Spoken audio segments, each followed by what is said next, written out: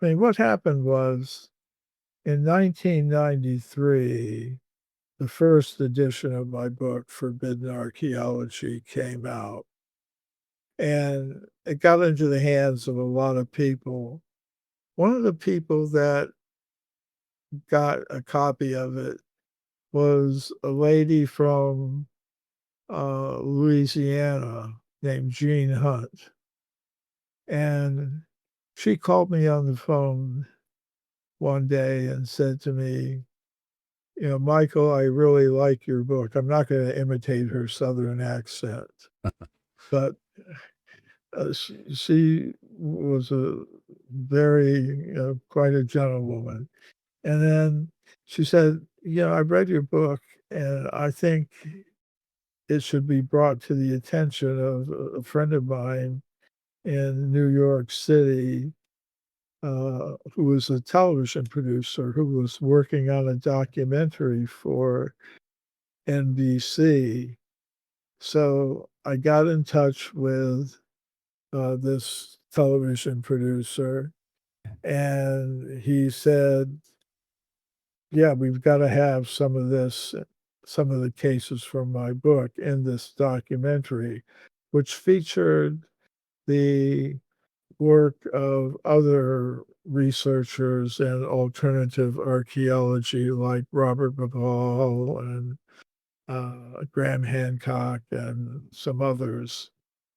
So um, he filmed some interviews with me and my co-author Richard Thompson, and um, the yeah he made his clip, this review copy of it that he sent to NBC, and they accepted it for broadcasting on prime time on a Sunday evening, which is the time when most people watch television in those days. Like I said, this is a bit of a media history lesson. Uh, but it was interesting what happened. The show, which was called The Mysterious Origins of Man, uh, was very popular, and it inspired an extreme negative backlash from archaeologists and the rest of the scientific world. Uh, and that reaction became even greater when people learned that NBC was going to show it a second time. The scientists involved in this action tried to get sponsors to boycott the show. And they also made a petition to the Federal Communications Commission, the FCC, which licenses television and radio broadcasting companies. They wanted the FCC to fine NBC millions of dollars for having shown this program. They wanted the FCC to compel NBC to uh, publicly apologize for having the show. And they also wanted the FCC to compel NBC to give these scientists an hour-long program of their own for them to respond. Now, I'm happy to say that NBC was not subjected to any of those punishments from the FCC, but I thought it was interesting that such attempts were made. I think it's still going on, this process. Of course, the media landscape has changed since the mid 1990s. Today, there's a lot more channels by which people get their content. But Graham Hancock has had a Netflix series going on for some time called Ancient Apocalypse, I think it is. And the Society for American Anthropology has been publicly lobbying against that series. So it's something that does happen when you have groups of people that are under the impression that they have the right to determine what people are going to hear and see. They tend to object when someone else puts a different message, a different narrative into um, the media content that people looking for information and knowledge are seeking.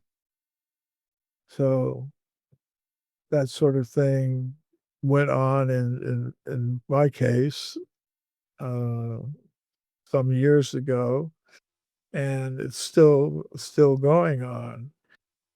Now, Graham Hancock isn't talking about the same kind of evidence I am. He deals with evidence for the existence of civilization maybe 20,000 years ago.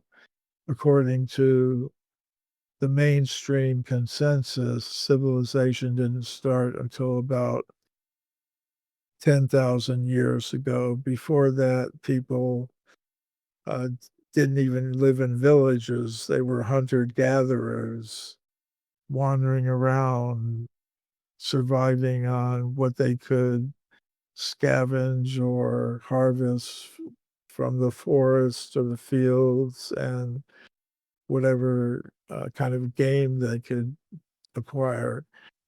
So even if you deviate slightly from the accepted narrative, there can be extreme reactions. Well, it can involve many different methods, and they do depend upon, as you say, looking at the layers, the geological sequence. I mean, the basic position is unless there's been some disturbance, either by earth movements or some other factor, generally the higher deposits are younger. The lower deposits in an excavation are older. That's the general principle. And uh, the different layers can be analyzed according to their composition. You know, for example, if somebody's drilling a well, for example, you know, you can get a drilling record that, you know, in making the well, like an artesian well, for example, you know, you drill down to through the different layers, you know, 1 foot of topsoil, 2 feet of sand, 1 foot of clay, 3 feet of pebbles, and then you hit the solid rock, you know, a foot or two of sandstone. You know, you can analyze the sequence of layers. And as for the age of those layers, that can sometimes be judged by studying the kinds of plant and animal remains that are in them. So that's one way that it's done. And then the other way, and there you just have to show that the artifact or footprint or human bone that you're considering belongs in the layer in which it was found. Now, one way to do that is by carbon dating, but each dating method has its limitations. Carbon 12, carbon, the radiocarbon method works back to about 100,000 years. It's based on the idea that an organism, a human organism or plant or animal, has carbon in it. We're a carbon-based life form. So that carbon exists in two forms, carbon 12 and carbon 14. or these different isotopes. The carbon-12 is not radioactive. The carbon-14 in the body is radioactive, which means it decays into other elements. So that process of decay is called, it goes in cycles called half-lives. The half-life of carbon 14 is about 5,000 years, roughly. So that means after 5,000 years, the amount of carbon-14 is cut by half. Half of it decays into other elements, half remains as carbon-14. Meanwhile, the amount of carbon-12 is staying the same. It doesn't decay radioactively. So the second half-life, you cut the amount of carbon-14 by another half-life. And by the time you get to about 20 half-lives, there's no more carbon left to measure. So that's the limit of that dating method, because each half-life is about 50 years. You go through 20, 5,000 years. Each half-life is about 5,000 years. So you go through 20 of those half-lives, that takes you back about 100,000 years.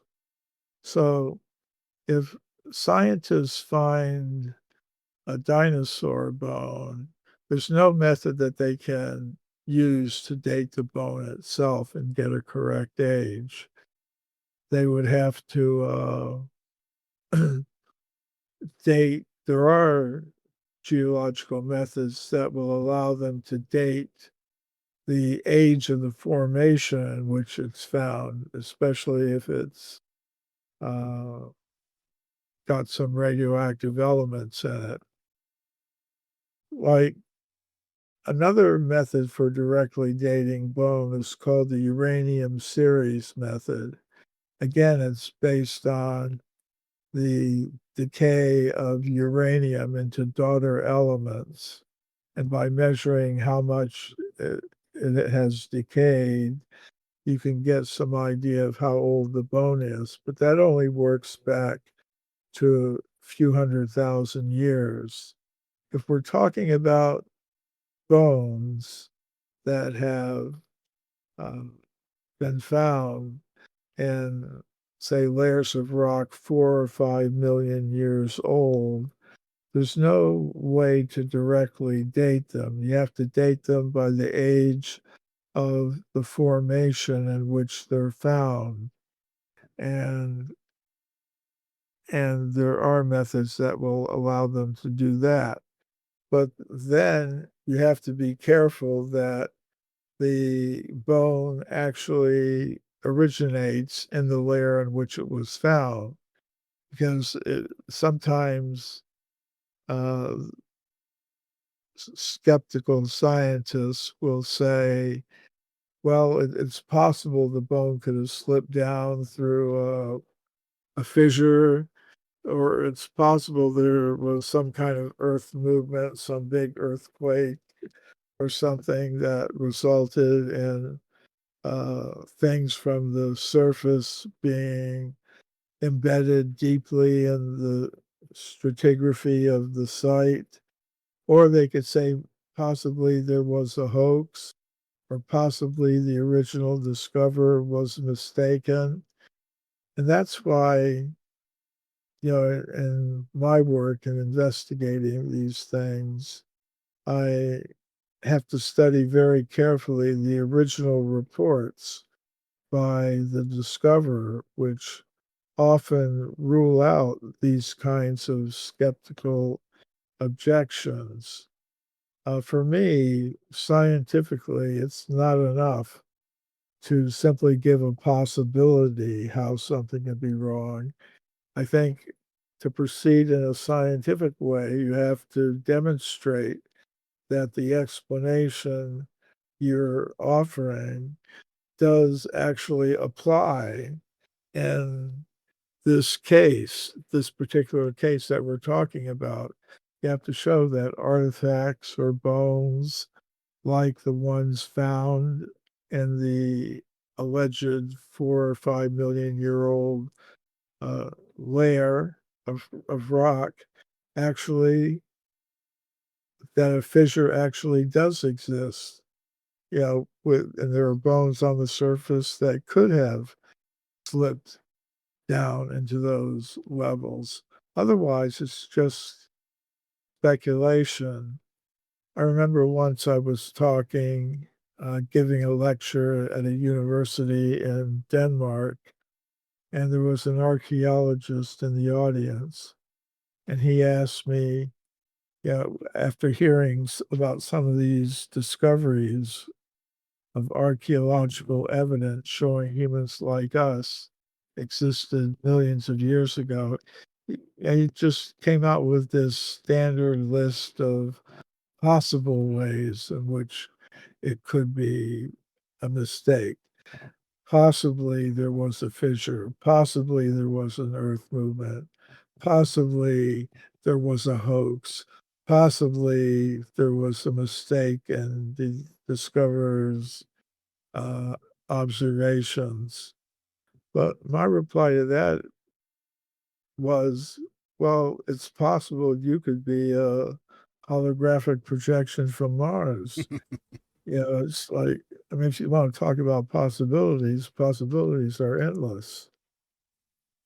Yeah, that was a key discovery in the history of archaeology. You're talking there about the discovery that was made in Java, I think around 1891, 92, right around that time. There was a researcher from Holland, the Netherlands. So this Dutch researcher, Eugene Dubois, came to Indonesia, which was a Dutch colony at the time, around 1890s. And he was interested in this topic of human evolution. He was interested specifically in finding a missing link.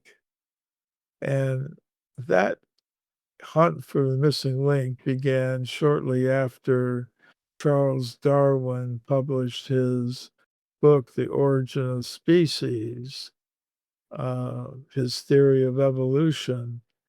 And right after that, scientists began looking for for what they call the missing link, some creature intermediate between the forms of the ancient apes that lived many, many millions of years ago and anatomically modern humans. If the theory of evolution was correct, there should be some links, missing link between the ancient apes and the modern humans. So they started looking all over the place for such evidence.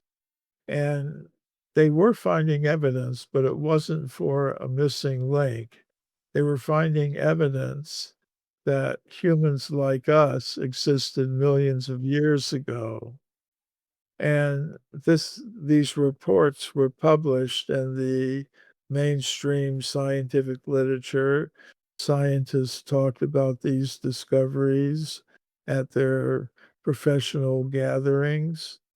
And it was okay, even if they were supporters of the theory of evolution, it was all right to talk about those things because there was no fixed timeline when exactly modern humans first appeared. So there wasn't any mainstream doctrine to uh, contradict. So they were fairly open about it.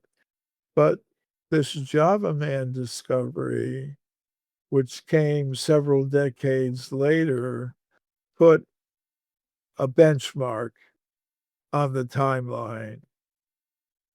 Java Man, which as you correctly pointed out, was really just 2 bones that were found in an excavation containing many fossil animal bones. These the skull cap, which was, ape-like in the sense that it had huge brow ridges over the eye sockets, and the human-like femur or thigh bone, that those 2 discoveries were found about 50 feet apart. In other words, there wasn't any real reason to put them together. Yet from this discovery, they came up with all these pictures and paintings of, an ape man they called Pithecanthropus erectus at the time. Now it's considered a variety of Homo erectus, but, they, they had their timeline. The missing link was dated as being about 800,000 years old. So that meant anything human had to come after that, uh, perhaps much after that, but it had to be after the age of the Java man discovery. So then it became a problem. What are we going to do with all this evidence that accumulated during the 1880s, 1870s, 1860s, showing that humans like us existed many millions of years ago? So, on the basis of accepting the Pithecanthropus erectus discoveries, the Java man discoveries, which were really just 2 bones that really didn't appear to belong to each other at all. After they did that, and that became set as a benchmark, on the timeline, then anything human that appeared before that time had to be cast into oblivion. And there's one very good example of that that I document in Forbidden Archaeology. That is the California gold mine discoveries that were made during the mid and late 19th century in California, in the gold mining region in Central California in the Sierra Nevada mountains. And there, miners dug tunnels into the sides of the mountains to get the gold. And deep inside these tunnels in the solid rock, they found human bones, human artifacts like obsidian spear points, stone mortars, and pestles. And these came to the attention of Dr. J.D. Whitney, who was the chief government geologist of California, and he published a massive report about them that was published by Harvard University in the year 1880. And we don't hear anything about these discoveries today because they were later rejected by prominent scientists at the Smithsonian Institution, a scientist, a physical anthropologist named William Holmes. He rejected them simply because they contradicted the Java Man discovery. The layers of rock in which the California gold mine discoveries were made are about 40 or 50 million years old, and they're solidly embedded in those deposits. So Java Man was less than 1 million years old. So uh, Dr. Holmes said of Dr. Whitney's work, if Dr. Whitney had known about these discoveries, if he had known about the theory of evolution as we understand it in light of these Java Man discoveries, he wouldn't have published that book. In other words, if the evidence contradicted the dominant theory, then it had to be cast aside, and that's what happened. Well, that is something that grows out of my work in Forbidden Archaeology, in which I present archaeological evidence, stones, bones, and footprints, human bones, human footprints, human artifacts that go much further back in time than the few 100,000 years that most scientists now accept for human presence on this planet. Um, that's uh, so when people read Forbidden Archaeology, they said, if you've got all this evidence that contradicts the Darwinian theory of evolution, what are you going to put in its place? And I saved that for another book that I wrote because I wanted people to be free to make up their own minds about this. I didn't want to impose my alternative view on them. I wanted them to think about it themselves and come up with their own conclusions. One solution is that some people gave was to have a theory of evolution where the humans evolved much earlier than they did today, and then scientists consider them to have evolved today. And that's one approach. Another approach that some people took is, well, maybe these artifacts and bones and footprints were left by time travelers. And another proposal was maybe extraterrestrials are responsible for that evidence. They came and visited the Earth, and then there's my explanation, which involves accepting that humans were present in those very distant times. But in my book, Human Devolution, I propose that before we even ask the question, where did human beings come from? We should first of all ask the question, what is a human being? We should know what it is we're trying to explain. And today, the dominant consensus view is that we're machines made of molecules, and that's all there is to it. And as far as consciousness goes, well, that's a temporary byproduct of bioelectrical activity in the brain. And at the time of death, when the chemicals in the brain become disorganized, there's no more consciousness. It simply evaporates, and that's all there is to it.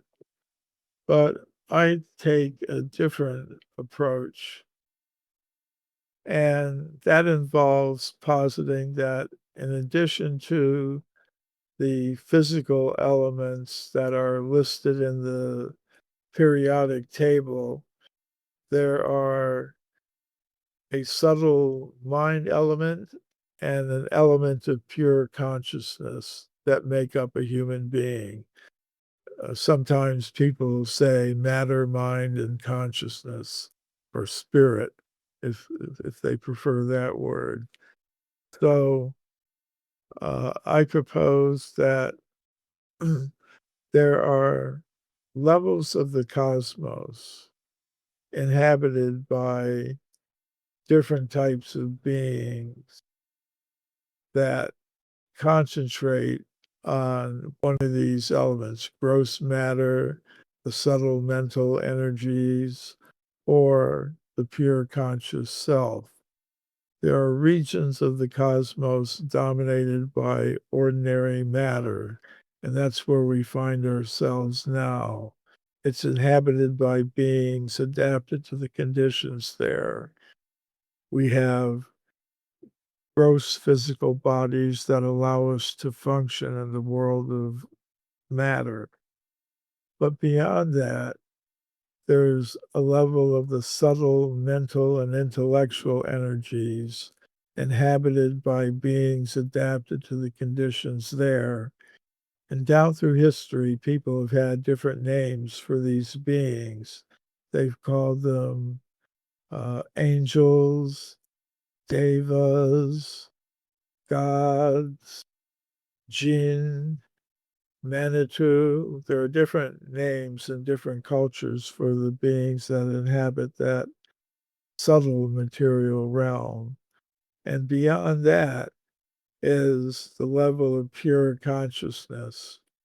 And in that level of pure consciousness, the beings are adapted to the conditions there, which are different than the conditions on the level of the mental energies and the gross physical energies.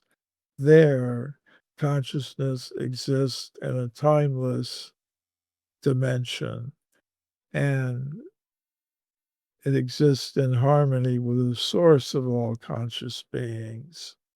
So that is what I call the cosmic hierarchy. And if you examine the cosmologies of different civilizations and cultures down through the world's history, you'll see that pretty much all of them have a similar concept that human beings on this level of reality are part of a whole cosmic hierarchy of beings. In my book, Human Devolution, a Vedic alternative to Darwin's theory, I have collected my study of about 40 different cultures, what their cosmologies are like. And they pretty much all have this cosmic hierarchy as a feature of it. Yeah.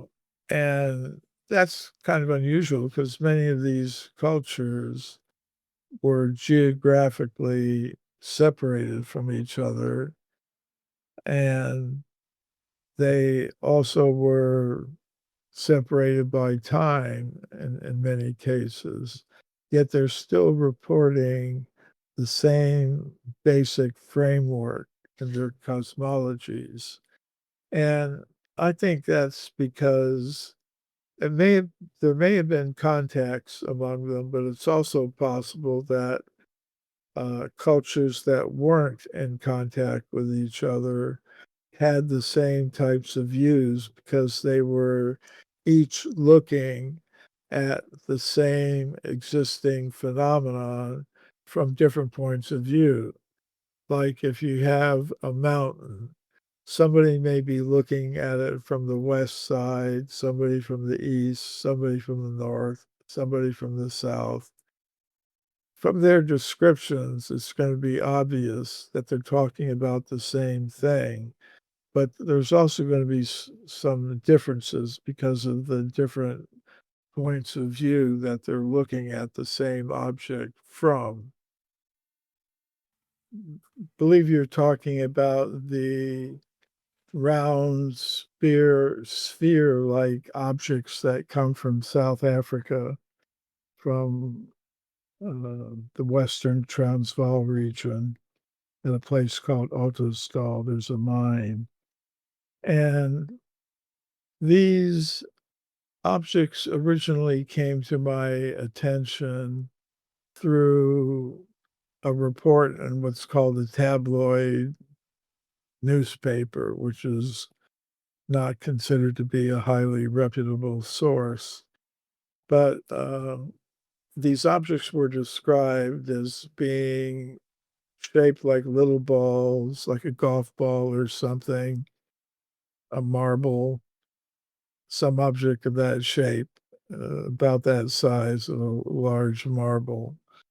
Uh, they the interesting feature was the parallel grooves that go around the center of each one, kinda like they were engraved somehow. So, I got in touch with the curator of the museum where they were being kept in Klerksdorp, South Africa, and he provided whatever scientific information he could. First of all, he verified to me that the objects are there, they do exist, and on the basis of information that he provided, we included the case of these, artifacts in the book Forbidden Archaeology, but we put it in a special appendix with several other cases of the same nature. Uh, Most of the evidence documented in Forbidden Archaeology comes from scientific sources. As I say, this one did not initially come to me from a scientific source.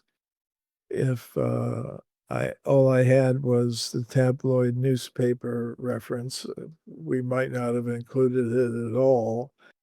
But since we did have testimony and some documentation from the museum director at the Klerksdorp Museum of Natural History, we did include them, as I said, in an appendix for non-scientifically reported evidence. Now, I think that's justifiable because if evidence for extreme human antiquity does exist in the layers of the earth, then we should expect that people other than professional scientists might encounter it. And although the reports of the scientists might make their way into the scientific literature, the peer-reviewed scientific journals and things of that sort, the reports of these other people, more ordinary people, might not make their way into the scientific literature, but we should expect it might make their way to public notice through newspapers or these days podcasts. So that that is basically why we included them in a special appendix of Forbidden Archaeology. Now, what happened subsequently was that this producer of The Mysterious Origins of Man, the documentary that aired on NBC to much protest from the scientific establishment, he wanted to include uh, one of these spheres, engraved spheres from the South African mine in this documentary. So he proposed that to NBC, and they told him, well, we won't do that unless you submit these things to an independent company of metallurgists to evaluate. So that was done. They were submitted to the metallurgical company, and they determined that they were made of hematite, which is a kind of iron ore. It's also considered to be a type of jewelry, semi-precious stone, and they were shown on the NBC documentary. My position has always been that I'm prepared to accept it if somebody comes up with a convincing naturalistic proposal of how those objects could have formed naturally. But in the absence of that, I haven't gotten any such explanation. So, in the absence of that, I think I'm going to remain open to the possibility that these objects show that some sort of intelligent being manufactured them in the during the time of the age of the formation in which they were found, which is 2.8 billion, not million, but billion with a B, years old. So I'm still waiting for the account. After the documentary was shown on NBC, there were geologists on an internet discussion group that I was in dialogue with.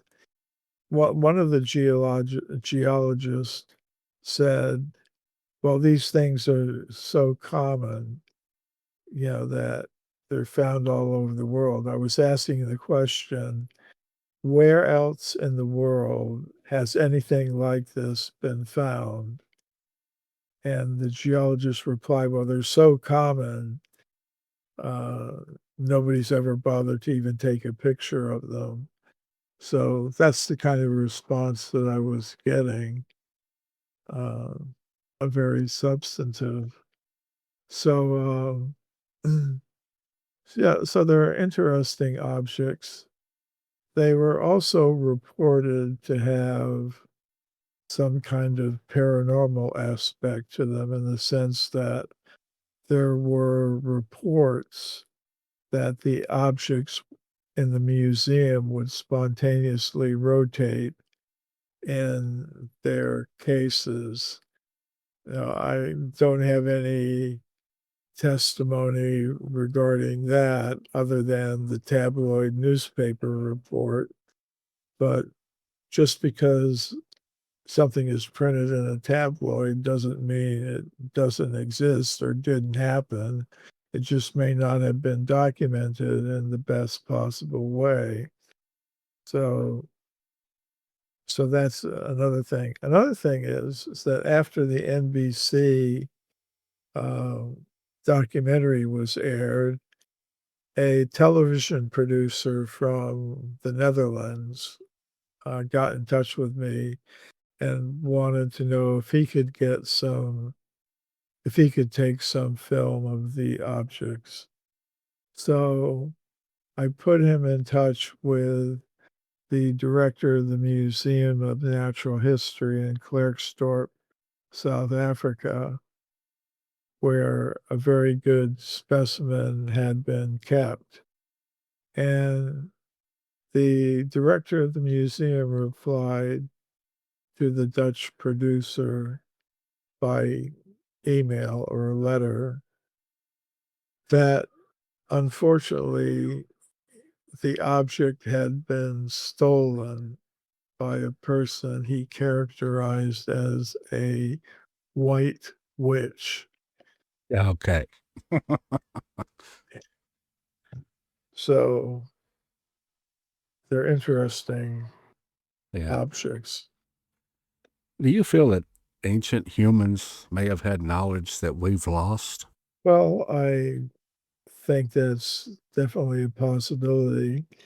Um, if you look at even some of the more, I mean, the more recent examples in terms of how old they are, like the pyramids are maybe a few thousand years old, or the places like that. There are pretty amazing technological feats that we don't seem to be able to duplicate.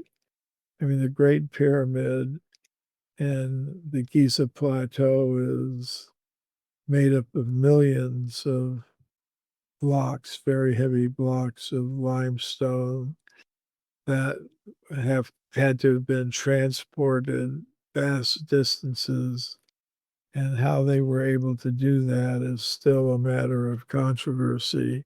So I think, yes, it is possible that ancient civilizations had uh, greater knowledge than we're able to manifest today.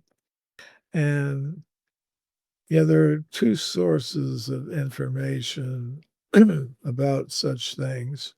One is the record of the rocks, what we can actually find in terms of human remains and technological remains that have been preserved in the layers of the earth.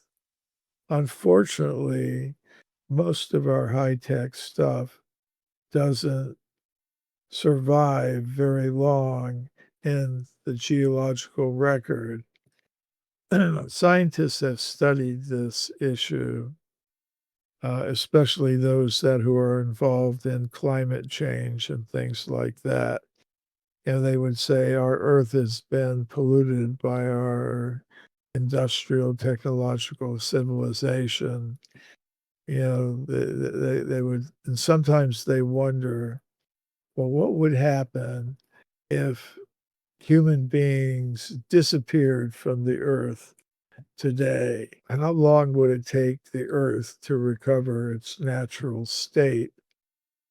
And what would happen to all the remains of our big cities, our technology? What would happen to it? Now, scientists have studied this in detail, and they've come out with uh, documentaries on National Geographic and other streaming services, like the one I saw a few years ago, World Without Us.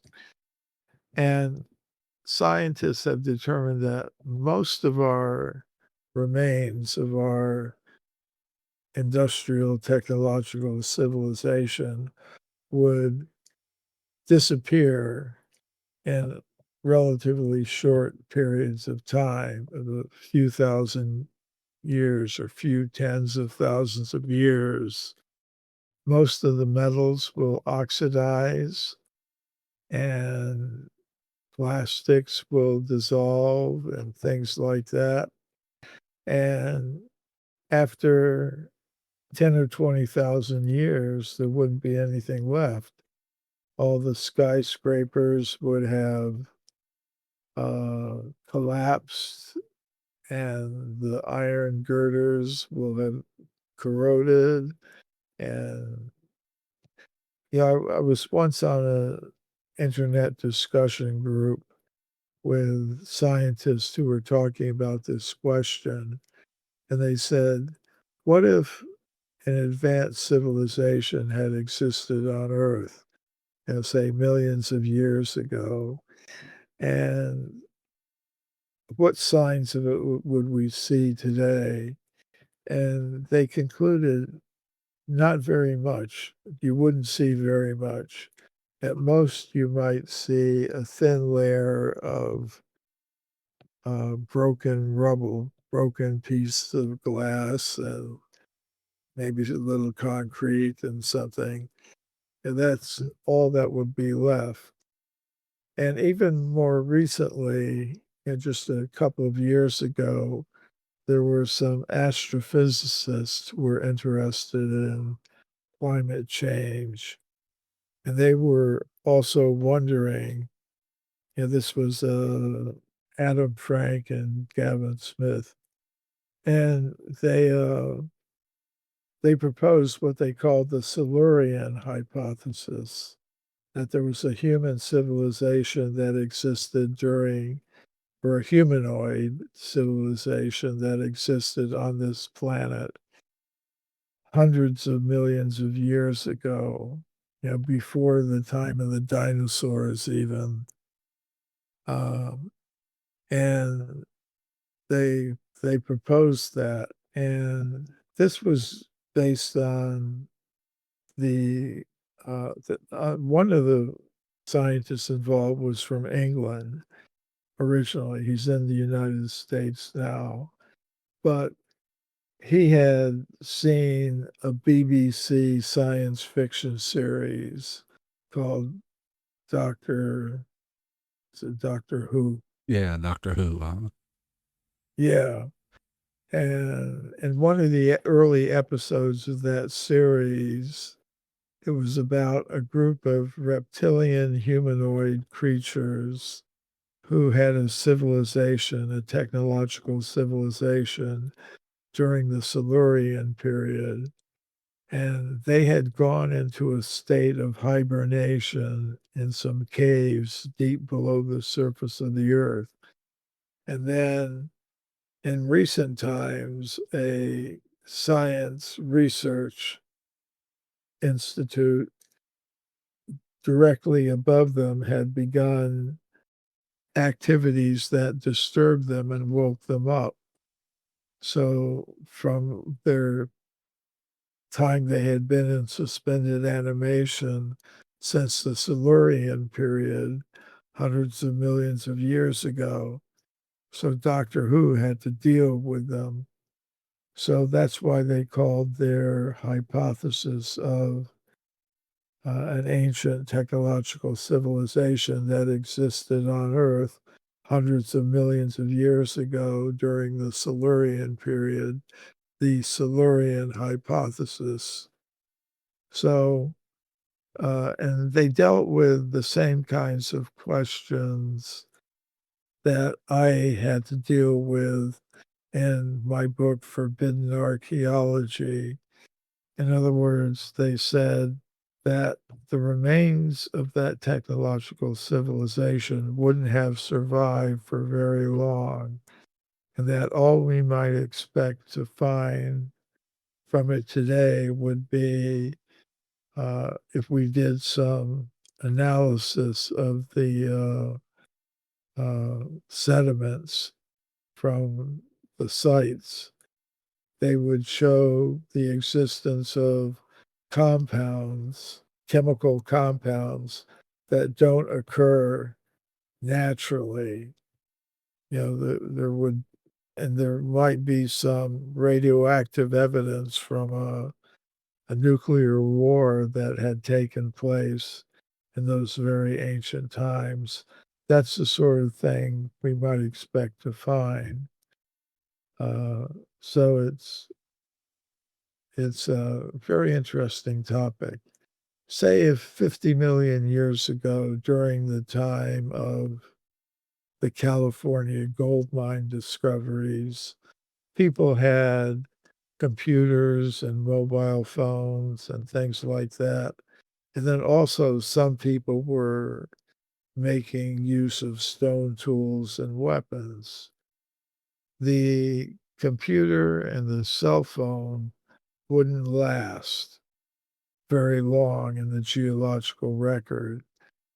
They'd be gone after some time. But the stone tools will survive because they're they're not as subject to destruction by different forces of nature that operate.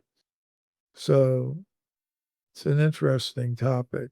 So that's one source of possibly getting knowledge about advanced civilizations that existed in the past, the distant past. Another source of knowledge is the records that were left by such ancient civilizations. Like in the Vedic tradition of India, there's a set of works called the Puranas or the histories, and they tell of these ancient civilizations that existed in different cycles of time, going very far back, millions of years. And the descriptions that have come down tell of flying ships, spaceships called vimanas that had very interesting features that are just now being duplicated again by modern military science. For example, it was described how these like one of these vimanas was able to be moved and directed and flown simply by mental intention. In other words, the person who was riding in the Vimana could simply think about turning in this direction or that direction, or going this distance and that distance simply by mental intention. And this is a technology that the militaries of the world are attempting to duplicate because modern jet aircraft, fighter aircraft in particular, travel at such speeds that the that physically, if you're just flying using the normal hand and foot controls, you can never keep up with. So there has to be some, and of course, now they have artificial intelligence. But another thing they're working on is mental control of aircraft and things like that. Another feature of these vimanas, because I read one description of one that's flight pattern was described as being like that of a butterfly. And you can see bees, they generally fly in a straight line. A butterfly is kind of going up and down and fluttering here and there. And this is something that modern observers have noticed about UAPs, as they now call UFOs,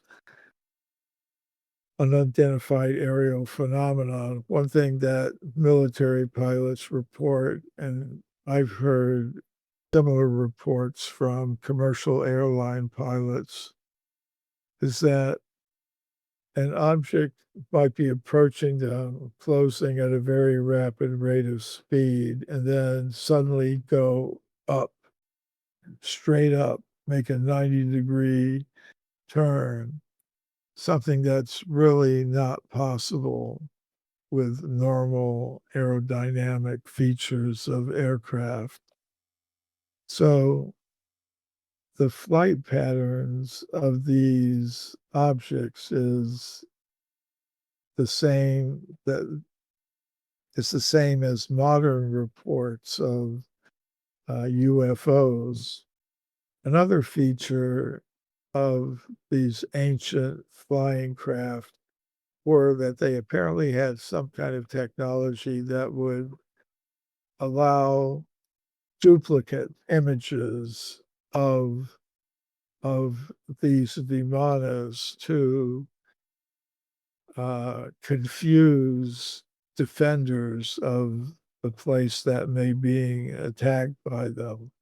In other words, the defenders couldn't be sure what was the real Vimana and what was a decoy image. And in modern military technology, this feature has been incorporated into ballistic missile warheads that will uh, be able to produce decoy images that would prevent or complicate things for a defender trying to shoot it down. Uh, you find that.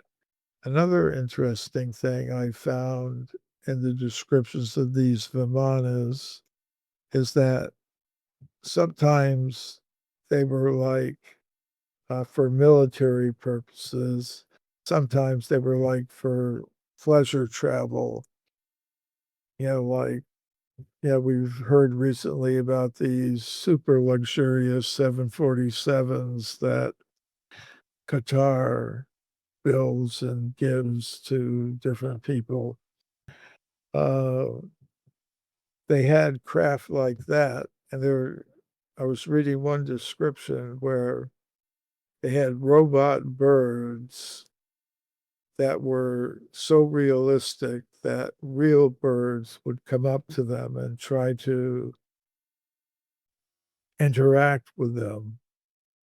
So that's, I saw an interesting report a couple of years ago about a drone that was being developed for the United States Army. to use for intelligence purposes. And this drone was built in such a way that it resembled a bird. And the report I read about it said that this bird drone was so effectively bird-like that hawks and eagles would attack it, thinking it was another bird, that they could prey upon That's wild. for eating. And then another feature of these vimanas was they apparently had some holographic projection capabilities that allowed them to create holographic forms of people, soldiers, for example, that could be used to deceive defenders. I think from what I've seen, some of these ancient civilizations did have abilities that surpass our own or that are being matched only recently. So, uh, another well, anyways, I could go on endlessly about the Vimanas Well, that's as quite advanced fine. technology, Yes, sir. I but find it interesting. there was another feature from these, piranhas, and that was descriptions of weapons that resemble modern nuclear weapons. There was one weapon, called a Brahmastra, the descriptions of which tend to resemble modern nuclear weapons. It's described that when they were used, it was as if you had 10,000 suns, the energy of 10,000 suns uh, exploding from a single location. And I found it interesting that Dr. Robert Oppenheimer, the physicist who was in charge of the American program to build a nuclear weapon during World War II, when in addition to being a great physicist, Oppenheimer was also a student of Sanskrit, the language of the Puranas and the Mahabharata and the Bhagavad Gita. And when the first atomic bomb was tested at Alamogordo in New Mexico, and I think it was the spring of 1945. He was present in a bunker there. And when the atomic bomb went off, uh, he began reciting verses from the Bhagavad Gita, one of these ancient texts that describe the immense power behind such weapons. And, a reporter asked Oppenheimer what it felt like to be present at that test in Alamogordo, which the reporter characterized as the first example of the use of or the explosion of such a weapon. And Robert Oppenheimer kind of corrected me, he said the first in modern times, indicating he was aware of the existence of similar types of weapons in ancient times. Are you multilingual and able to read other languages? Uh, I have a reading knowledge of many languages. I'm not very good at speaking them. Whenever I try to speak uh, a language that I might know a few words of in conversational style, the person usually knows English better than I know their language. But when I was in high school in Germany, I took several years of German language.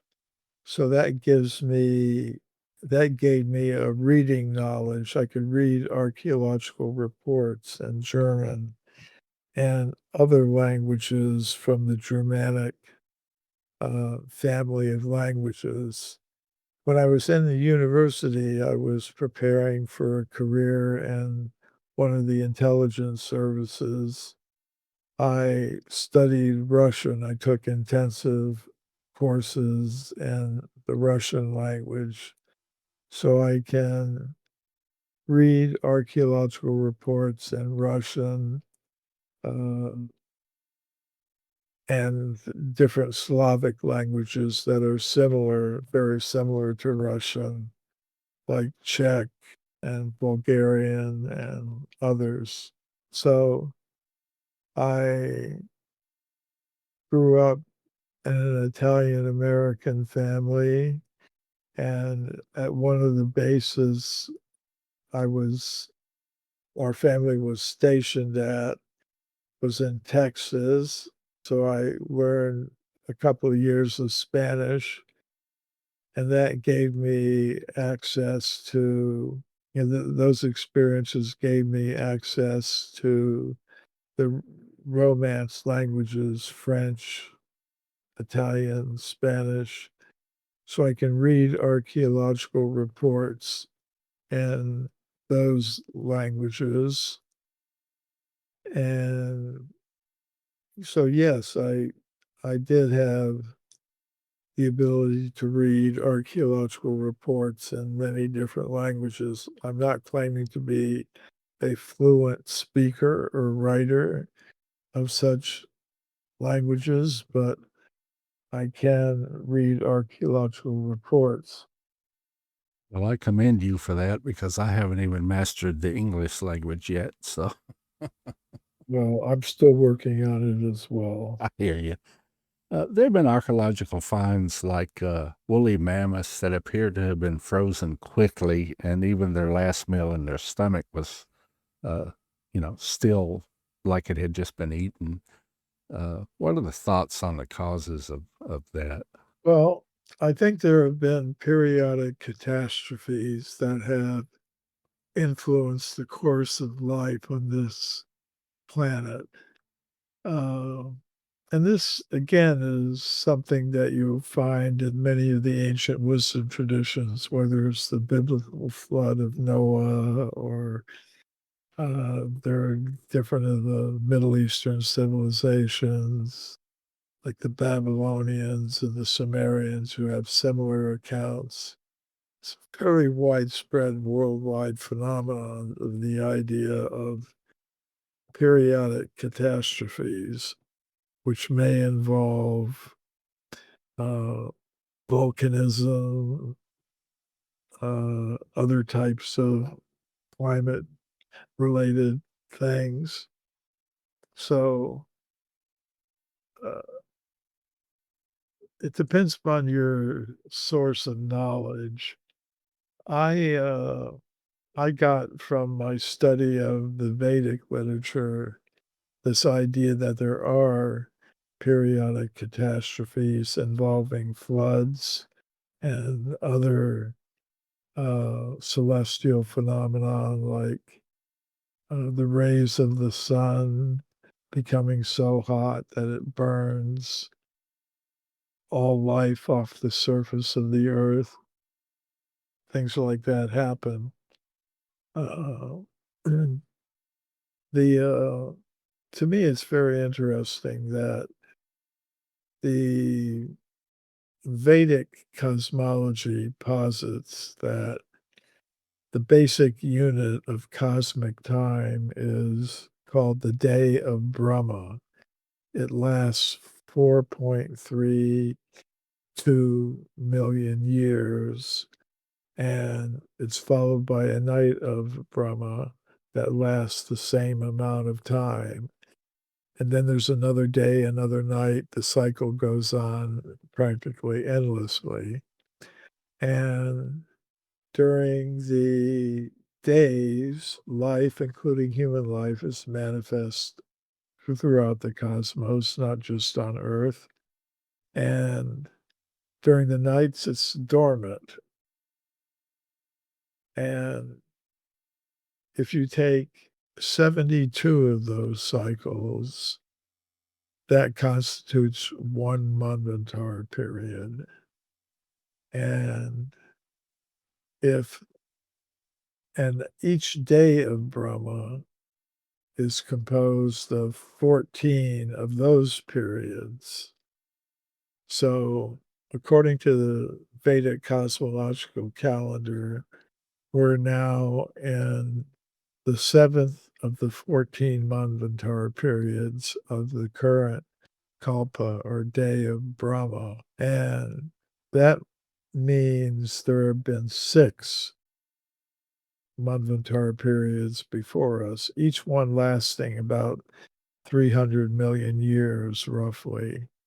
Between each Manvantar, it said there was a devastation that wiped out life on Earth. Now, if I look at modern geology and paleontology, they say that in the past 2 billion years, and that's also the time period involved in the Vedic cosmology, that the first Manvantar of the 14 that make up the current day of Brahma, the first one occurred about 2 billion years ago. So modern geology and paleontology say that there have been 6 major extinction events spaced at intervals of several hundred million years between about 2 billion years ago and the present.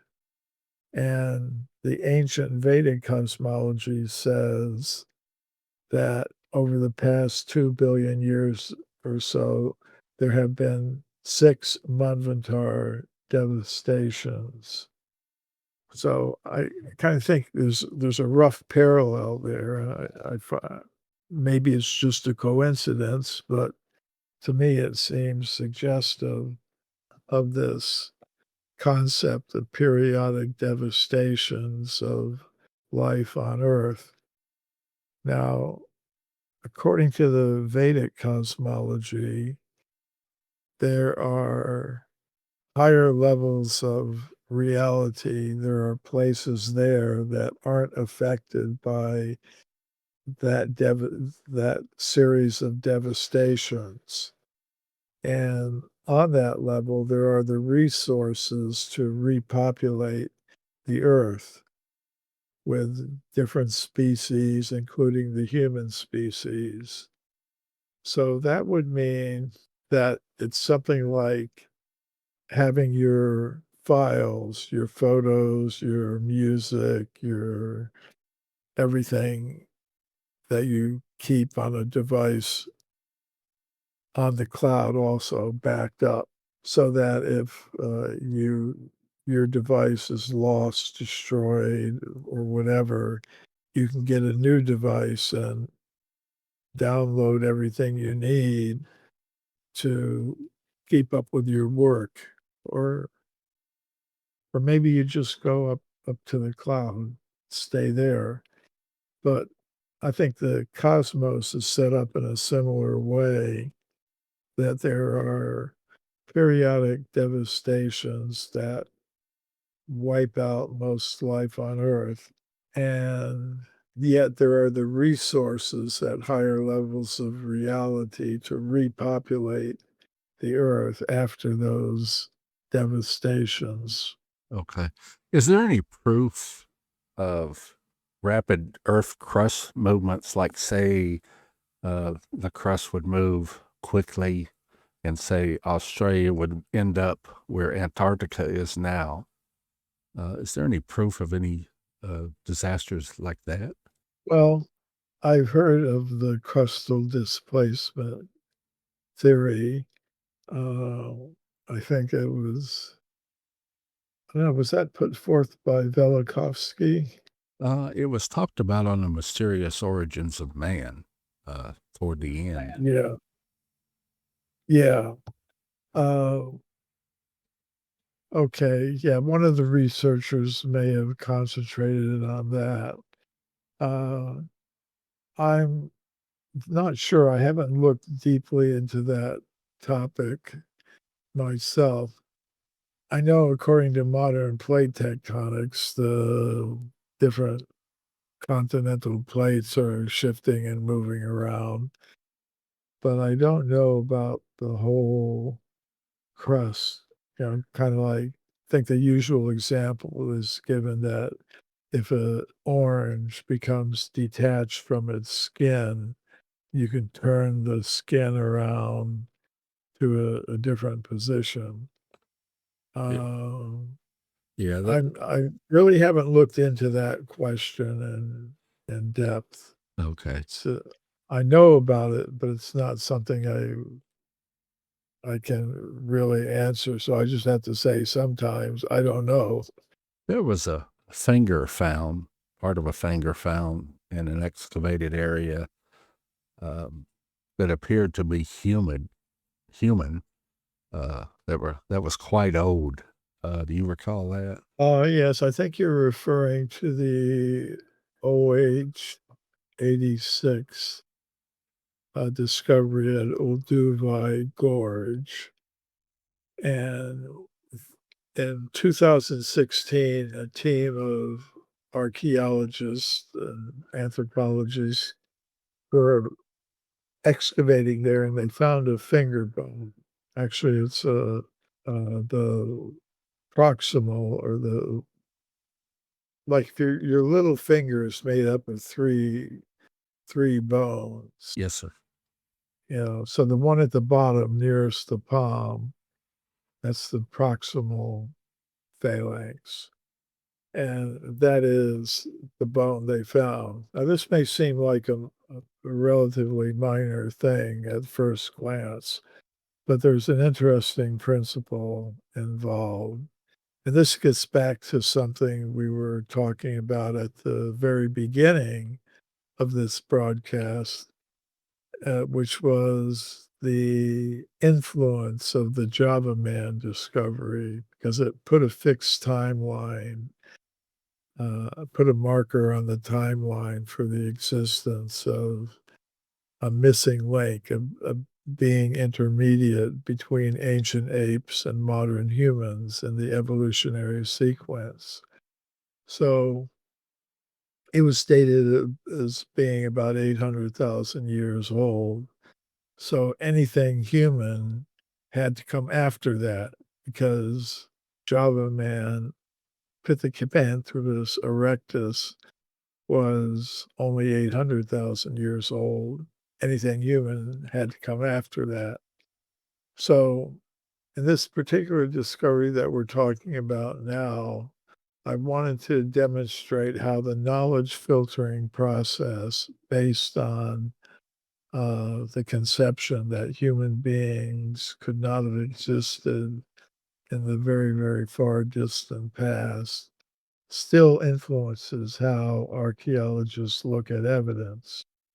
So these archaeologists found this finger bone, and they did numerous measurements of it. They take 40 or 50 different measurements, and then they compared it using a multivariate statistical analysis approach. They compared the finger bone that they found at Olduvai Gorge with the same finger bone in different species of apes and monkeys, chimpanzees, gorillas, and so on. They compared it with the same finger bone found in different hominid species like Australopithecus, Homo habilis. And they also compared it with the same finger bone in a population of anatomically modern humans. And they found that it fit squarely in the anatomically modern human group. So what did they do? They said, and quoting pretty directly, from their scientific report, which was published in Nature Communications, a top flight scientific journal, that the form affinities of OH86 are most like anatomically modern humans, but we can't call it Homo sapiens because of its geological age, which in this case was 1.8 million years old.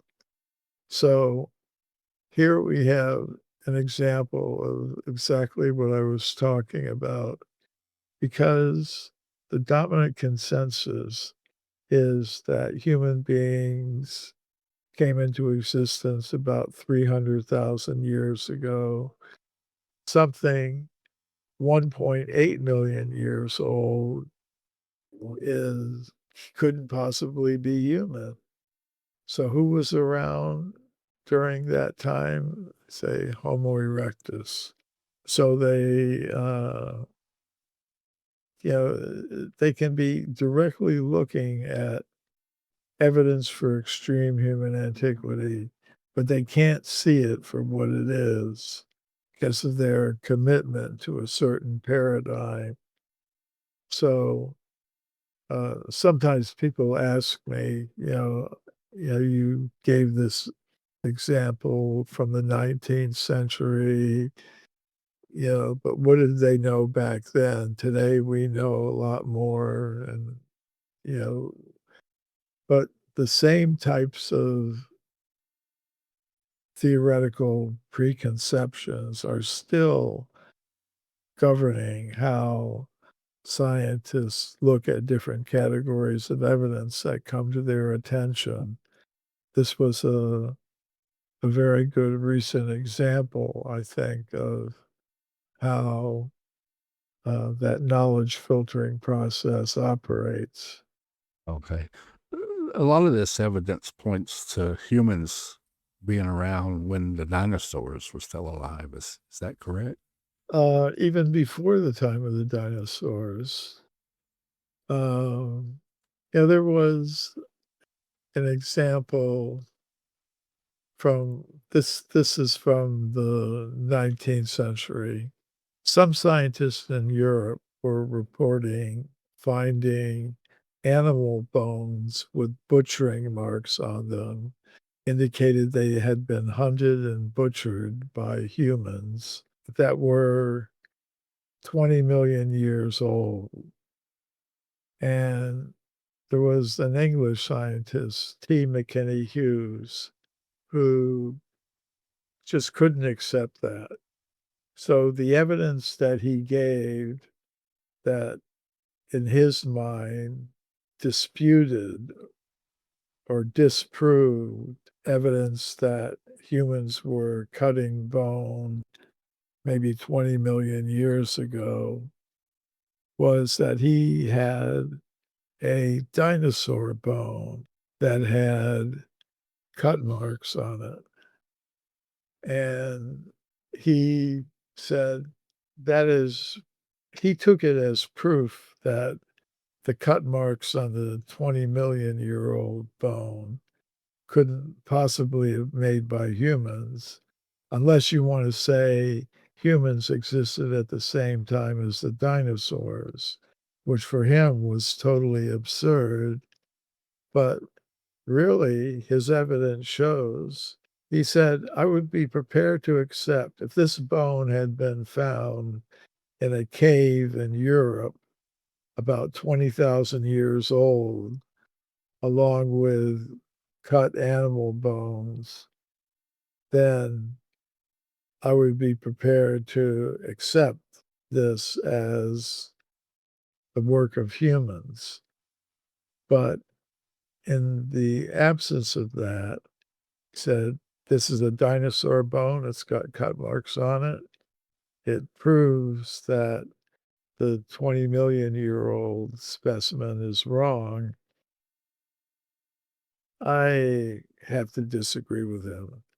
I think what he actually does, in his own words, is show that it's only the age that he couldn't accept. So otherwise, if it had been given an age of 20,000 years, then he'd have no problem accepting it was the work of humans. Yeah. I'm going to ask you an off the wall question, but do you believe that Atlantis was a real or just a myth? Well, Atlantis is a complicated topic. On the general principle that in ancient times there was some advanced city or civilization that was covered by the oceans. I think that is definitely possible. Today, in modern archaeology, marine archaeology is becoming more and more prominent because scientists understand that before 20,000, 30,000 years ago, a lot of the water that's now in the oceans was on land in the form of glaciers that came down to almost where you are in Arkansas and in Europe that covered most of Western Europe. So now that all that ice has melted, the sea levels have come up, which means that vast areas of land that were once exposed and populated are now under the ocean. So marine archaeology has become important. Archaeologists have made many discoveries of remains of Neolithic and Paleolithic cultures underwater. So this idea that populated areas of the world had become covered by water, by floods, or whatever, is very prominent. So, in principle, I'm not opposed to there having been some civilization in some part of the world that went underwater and was destroyed, and that any survivors of that catastrophe may have gone to other parts of the world that weren't subjected to it. So, uh, I don't, in principle, have any problem with the idea of that. If you look into the Atlantis question, you see there are many researchers who are proposing different areas that they think represented the Atlantis that was proposed by Plato uh, in his books. That's how the idea entered, our present discourse. That's through the works of Plato. And he said this Atlantis, he gave some descriptions of it and where it was located. He said beyond the Pillars of Hercules. So in the Mediterranean world, the Pillars of Hercules were considered to be Gibraltar and the other side of the strait. And so, in other words, it was somewhere in the Atlantic, according to many researchers. But every researcher looks at these things in a different way. So you have some proposing Atlantis was an island in the Mediterranean. Some are proposing it was near Bimini. Some are proposing Indonesia. Some are proposing Bolivia. So I don't really know enough to say which of them is right, Yes, but sir. the general principle is something that I accept. Here's another wild question. Is there any archaeological evidence of Bigfoot? Well, that is an interesting question. I consider that question in a chapter of my book, Forbidden Archaeology, called Evidence for Living Ape Men. And, this idea of a missing link, a creature intermediate between ancient apes and modern humans, has been around for a long time. It didn't come about just since the time of Darwin. The ancient Sanskrit writings of India speak of a race of beings called the Vanaras, or the forest dwellers, and they had a ape-like bodies, but a simple level of human-like culture. In other words, for weapons, they might use stones that they pick up from the ground or branches, and they had the ability to speak and communicate with humans. So this idea of some sort of intermediate being between apes and humans is something that's been present for a long time. Now, as far as the modern concept of Bigfoot, Sasquatch is concerned, I think there is credible evidence reported by scientists that such creatures do exist. And the evidence largely takes the form of footprint evidence. There have been detailed studies done showing that these are real footprints. They're not just something that somebody had made some fake foot as a stamp and kind of stamped it into the ground. Uh, there's been substantial evidence done. There's substantial evidence that shows the real footprints. And another category of evidence is some hairs have been discovered that cannot be attributed to any known animal. And there are various sighting reports as well. And in more recent times, there have been attributed to these creatures that exist in all parts of the world. There are the almas creatures of Central Asia and the Himalayan region. There are other types of creatures like that have been observed in other parts of the world. So there is a body of scientific evidence that supports their existence. But they also, according to more modern research or more recent research, there's also a paranormal element to them, that they appear to be able to communicate telepathically, and that they are able to transport themselves from place to place by some paranormal method. So uh, this kind of matches up with the descriptions of the Vanaras from the ancient Indian texts like the Ramayana. And uh, they also had mystic powers, paranormal powers. So that may be one reason why no one has been able to capture one, put it in a zoo, for example. Yeah, I'm doubtful myself. We're supposed to have one in my part of the state of Arkansas, but I've never seen it. But excuse me, I fish in that area. So I guess if I see it, I'll let you know about it.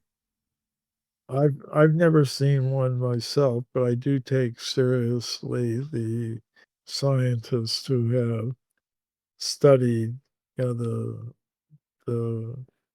evidence that's available to them. All right, sir. We're back at the top of the hour again. I guess we'll take another break. Probably be back in about 3 to 4 minutes.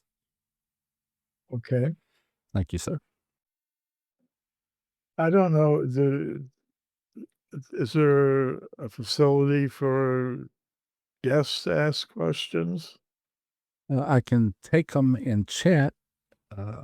Not sure how many people are listening, and no one's typing any in. Um, Okay. Well, let's see. Um, we could talk about any number of things. I don't know. you were covering uh, the text earlier, the religious text and the historical text, and an item you said you could go on for a while about those. Yeah. Um, I'm trying to think of something on topic here. I mean, I talk about all kinds of things to all kinds of audiences. Maybe I'm just not familiar enough with your audience to know what their exact interests are. But You were speaking about the aircraft and stuff having the ability to put up false images to act. Is that like considered the holographic stuff, or yeah, that's well, there are two things that were involved there. One is putting up a false image of itself, like in modern military technology, they have the ability to uh, put out false images of uh, ballistic missile warheads.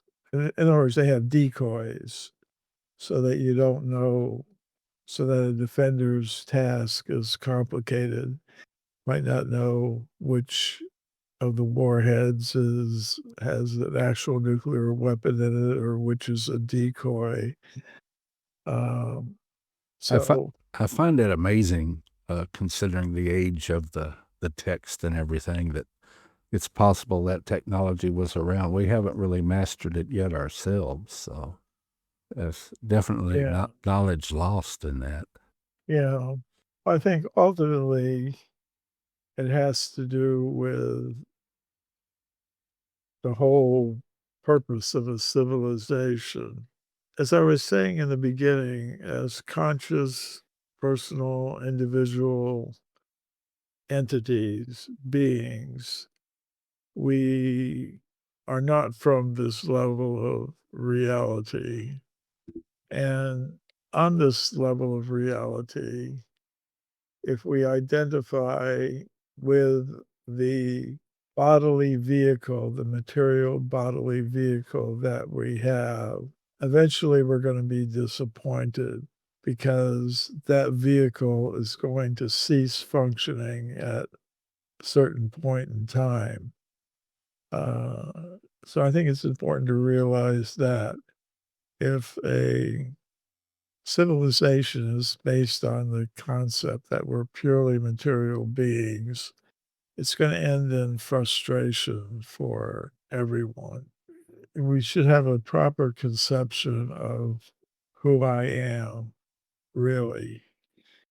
Like we observe the activities of our bodily vehicles. We observe the activities of the mind, the mental body.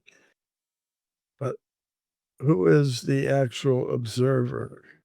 That is something non-material, I believe. So if you have a civilization based on the idea that our real identity is machines made of matter, uh, it's going to come to an end. And I think on a very deep level, we're uncomfortable with that. So what I propose is that we should correctly identify ourselves.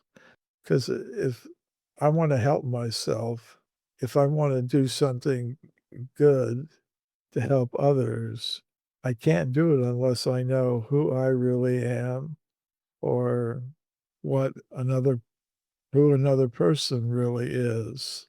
Otherwise, I'm not doing something that may be beneficial for them. So I think our present civilization is misguided and misdirected. Yeah, I can agree with that. Yeah. And I think the reason one of the main reasons for it is that we're being indoctrinated in the education system and by the scientific community that were machines made of molecules in competition with each other for survival. And because of that, we think that to produce and consume material things is the main necessity of human life. So the average person buys into that.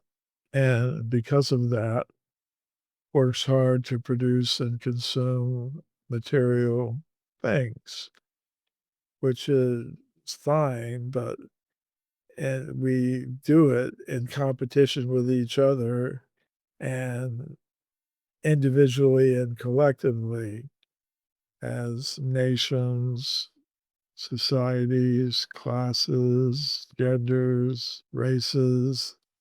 It it becomes the type of world that we have around us with conflict at all levels of human society and destruction of the environment. So that process of material production and consumption Yeah, we generates wealth. yes, And the wealth flows in differential ways. So you wind up with a certain type of civilization. If we had a different sense of identity, I'm a being of pure consciousness, you're a being of pure consciousness, we're all beings of pure consciousness. There's no need to divide ourselves up into competing groups based on race, nationality, uh, class, gender, so many superficial identifications. So if we did that, then the levels of conflict and violence would subside, and we'd figure out a way to satisfy our material needs in the most simple, natural, efficient, and fair way possible. And beyond that, we would be able to concentrate our human energy on developing the resource of consciousness.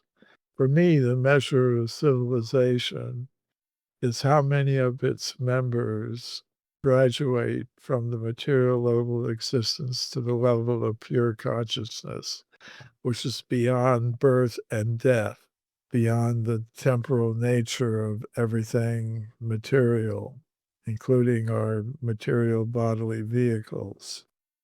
So, a really successful civilization would be one that would allow the maximum number of its members to graduate to that level of pure consciousness. I mean, this takes us a long ways from the stones and bones that I was talking about earlier, but it leads in that direction because if the kind of evidence for extreme human antiquity that I document in Forbidden Archaeology and my forthcoming book should be available for purchase shortly.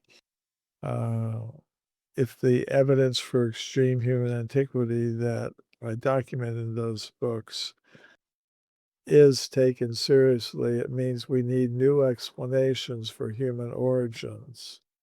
And those explanations are going to have to involve um, a redefinition of our identity. do you have views on reincarnation? Yes, I do. I think the conscious self survives the death experience. And there's different bodies of scientific evidence that support that. There are scientific studies of out of body or near death experiences where people report separating from their bodies and being able to observe what's happening, say, a cardiac arrest patient whose heart stops beating. sometimes in that situation, they report separating from their bodies and being able to observe what the doctors and nurses are doing, try to revive them. And when compared with their actual medical records, which the patients don't see, they find that the descriptions given by these out of body experiencers match the actual records of their actual treatment. So that's something I'm very interested in. And another category of evidence is studies of children who report past life memories. There are many cases like that. A pioneer in this research was Dr. Stevenson, Ian Stevenson of the University of Virginia Medical School. He and his colleagues studied thousands of cases of past life memories spontaneously reported by young children. In cases like this, the researchers would carefully interview the child to get as many details as possible about their past life. Where was it? Who do you remember? Things like that. Gotta take a sip of water here. No problem. Yeah, I've read some up on that, and it seems that once the stories are back checked, they find a lot of evidence that these memories seem to coincide with history. Yeah, that's what Dr. Stevenson found in his work. I find it all very interesting, and So that uh, process goes on for, there are different bodily vehicles that one could occupy. The human vehicle is considered the most valuable because it's in the human form of life that we can ask questions like this: who am I really? What is the real nature of the conscious self? Does it survive the death experience? If it does, what happens to it?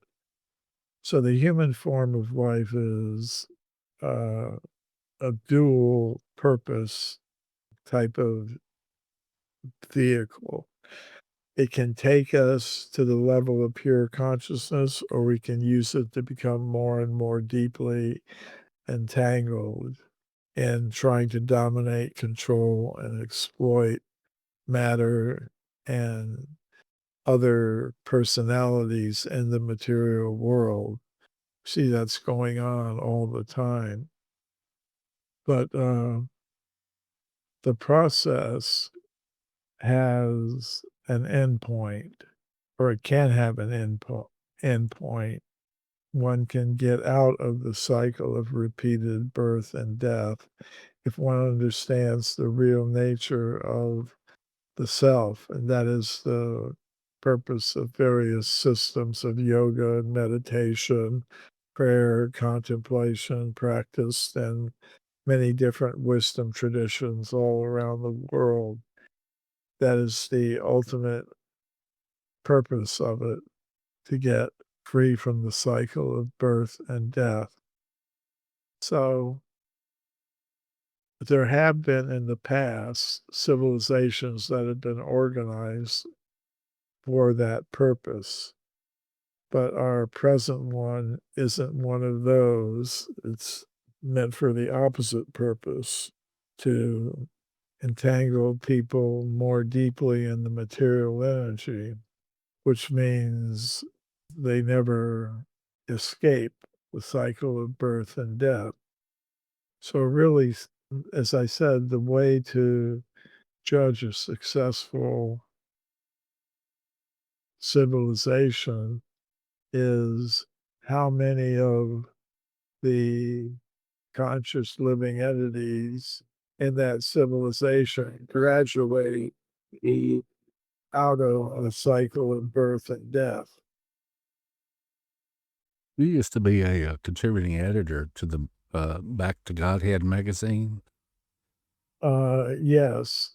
Uh, Uh, as I was mentioning, I became interested in the spiritual culture of ancient India, and I later became a disciple or student of a guru from India, Bhaktivedanta Swami Prabhupada.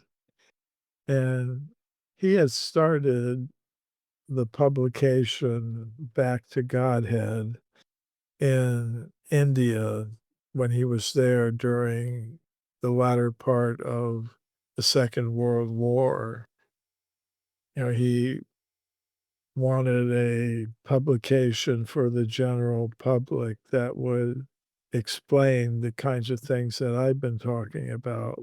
And later, when he came to the Western world, he came to the United States in 1965 at the height of the counterculture, as it was called, and began opening centers in North America, and that later it spread around the world. So, myself, I've always had the desire to write and speak. That's been a core desire of mine since the very beginning. My mother actually once told me that when I was small, a couple years old, she would give me alphabet soup to eat. She said I wouldn't eat it. I would spell out words in the bowl. So I take that as maybe something from a past life. And sometimes it's noticed that somebody has some, as a child, even some particular talent or ability that you wonder, well, where did that come from? Maybe somebody, little kid is playing elaborate tunes on a piano or at school solving very complex mathematical equations very quickly. Probably it has to do with their cultivation of such things in past lives. But I always had a desire to write. And the system of yoga my guru taught is called bhakti yoga, yoga of devotion.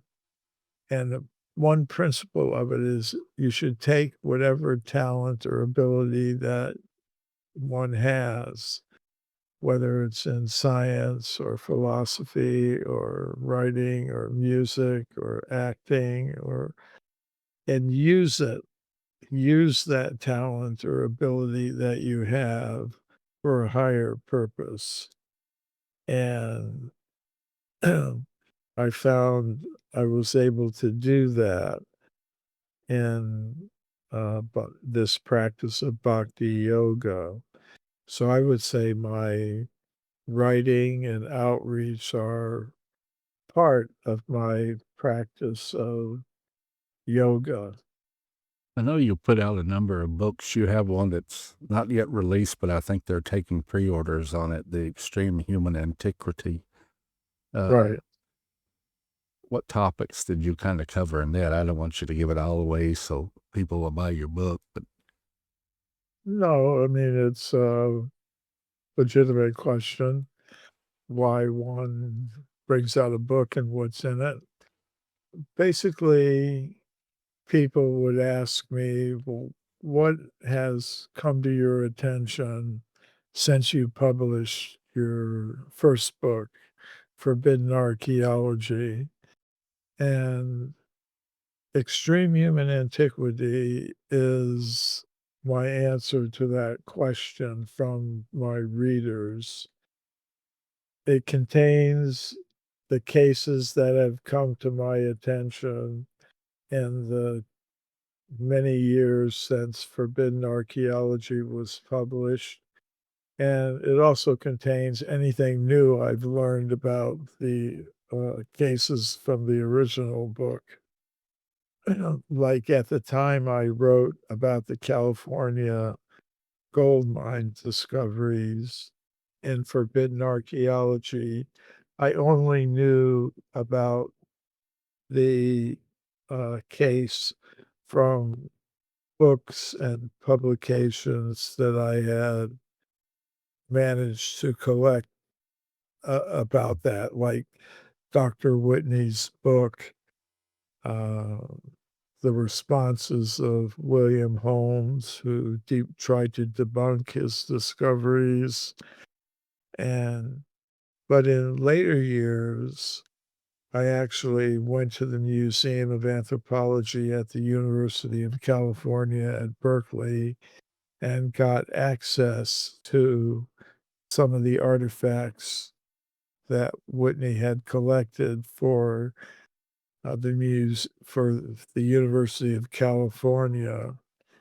So there's the Museum of Anthropology at the University of California at Berkeley that has those artifacts in its storerooms, and I was able to actually see them. It was a very complicated process. It's interesting, the producer of the documentary Mysterious Origins of Man tried to get in to see those artifacts during the filming of Mysterious Origins of Man, and the museum officials told him no. But, I did later get access to them.